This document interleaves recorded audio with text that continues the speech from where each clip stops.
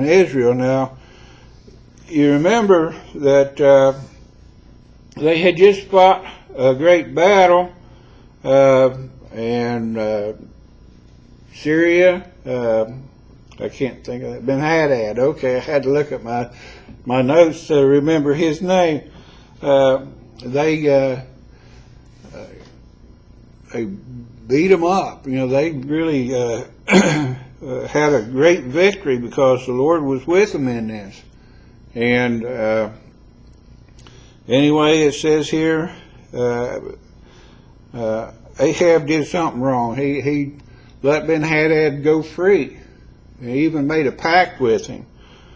But it says he continued 3 years without war between Syria and Israel. So that might not sound like a long time, but 3 years without a war for Israel seems like it's a long time, I'm pretty sure, especially where they're at and those people that surround them. Anyway, in verse 2, and it came to pass in the 3rd year that Jehoshaphat, the king of Judah, came down to the king of Israel. Now, we hadn't talked much about Jehoshaphat yet, but anyway, he is the king of Judah. He is the son of Asa. And turn to 1 Kings 15, verse 24.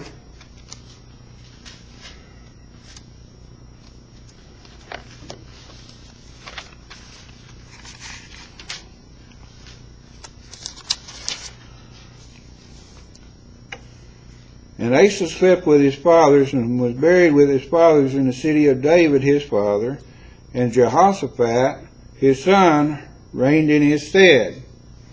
So that's one thing. This is where he became king of Judah. Now there's more to it in 2 Chronicles chapter 17.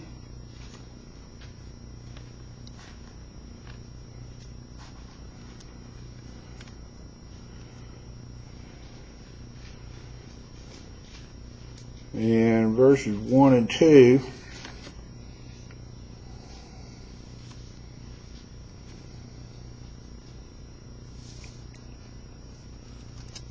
Well, I'll get on the right page here eventually. Well, we're going to read verses 13 and 14 of chapter 16 here. And Asa slept with his fathers, and died in the 41st year of his reign. And they buried him in his own sepulchre, which he had made for himself in the city of David, and laid him in the bed which was filled with sweet odors and divers kinds of spices prepared by the apothecary's art. And they made a very great burning for him. And verse 1 of chapter 17, and Jehoshaphat his son reigned in his stead, and strengthened himself against Israel. And he placed forces in all the fenced cities of Judah, and set garrisons in the land of Judah, and in the cities of Ephraim, which Asa his father had taken. So there was kind of there was a great division between Judah and Israel. And Jehoshaphat is reigning instead of Asa. And what does it say there in verse 1? He strengthened himself against Israel. He prepared himself against Israel. And he placed forces in all the fenced cities of Judah. That's the ones that had the walls around it. You know, the walls that we don't need. Okay. They had walls. So apparently they worked back then. I don't know why they wouldn't work now. And set garrisons in the land of Judah. In other words, they had troops in various and sundry places. And in the cities of Ephraim, which Asa his father had taken. So even the cities that Asa had taken from Israel, he had strengthened them there. So he was prepared. And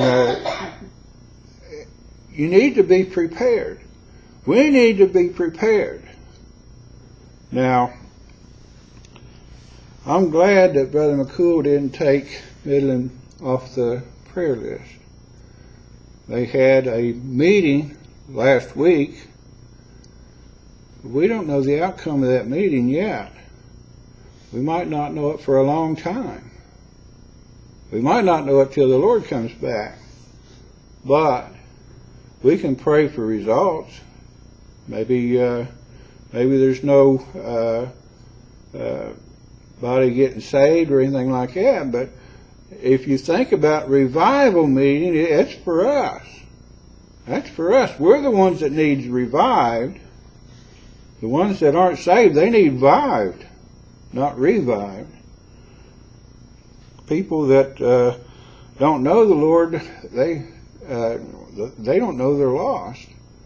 And if you're going to try to get somebody saved, and not that we can do that, the first thing you got to do is get them lost. They have to understand they're lost, without hope. Anyway, and 1 Kings chapter 22, and you thought we was going to go back and read verse 3, but no, we're going to read verses 41 and 42. Now, I've mentioned several times in the past that some of these things are a little bit out of order. And that's what the case is here. 1 Kings chapter 22, verses 41 and 42. And Jehoshaphat, the son of Asa, began to reign over Judah in the 4th year of Ahab, king of Israel. In other words, Ahab was king of Israel for 4 years before Jehoshaphat took over for Asa.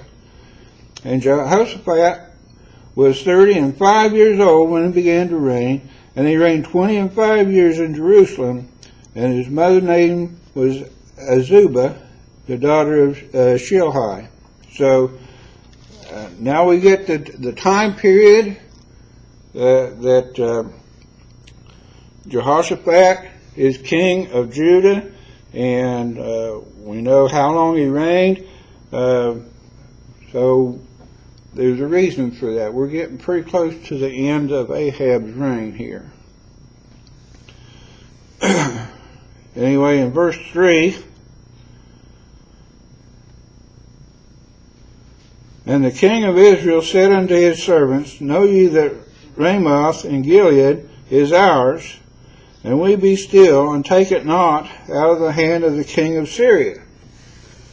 Now, this is going to end up in some really confusing things. It's totally confusing to me. And what I want to do is go back, well, let's stay right here for a minute. Now, it says here that Ramoth in Gilead is ours, and we be still and take it not out of the hand of the king of Syria. Okay, apparently this place belonged to Israel, but the king of Syria still had control over it. Now,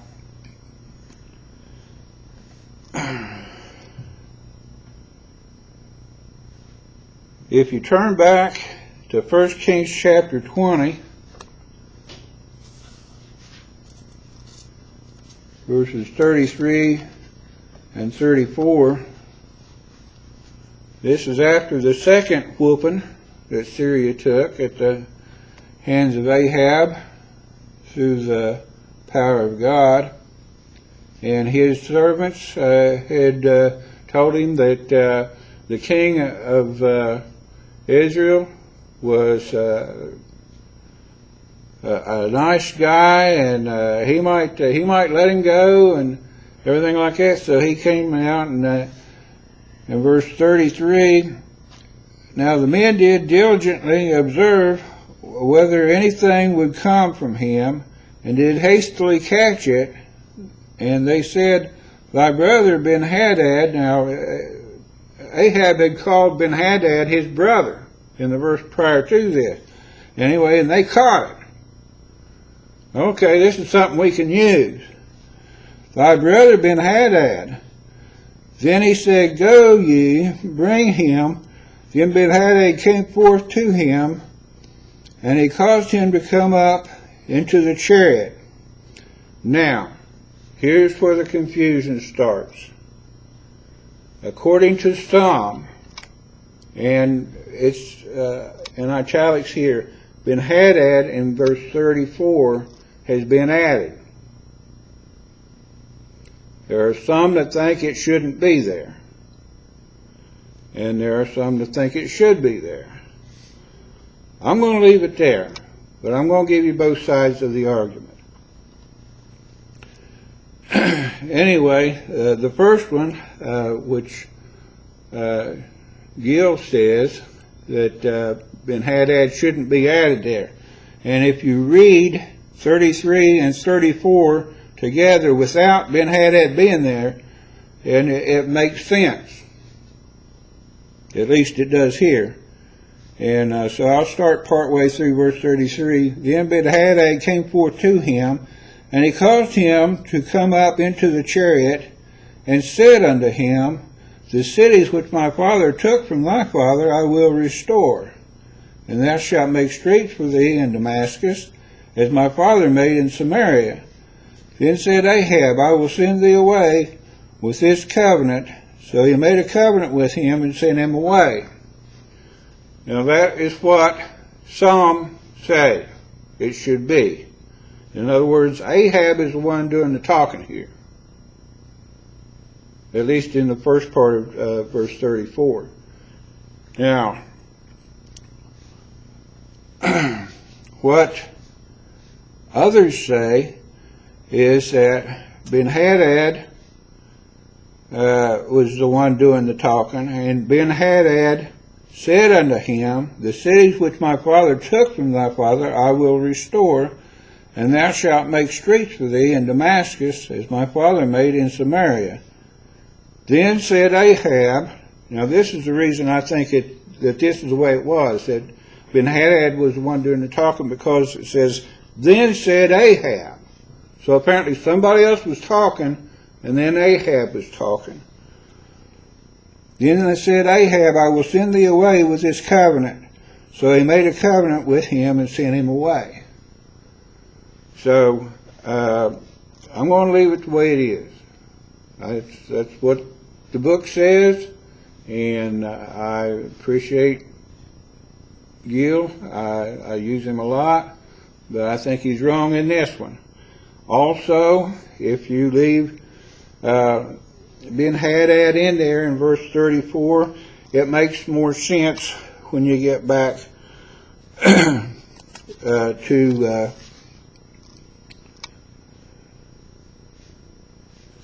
verse, okay, I'll have to get to it yet anyway. Anyway, the king of Israel, there's back in verse 3 again, and the king of Israel said unto his servants, Know ye that Ramoth and Gilead is ours, and we be still, and take it not out of the hands of the king of Syria.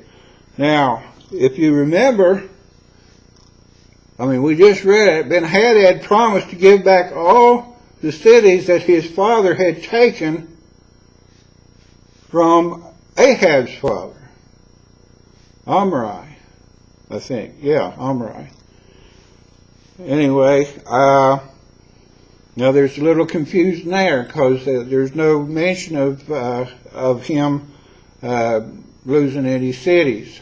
So we'll just have to go with it the way it is.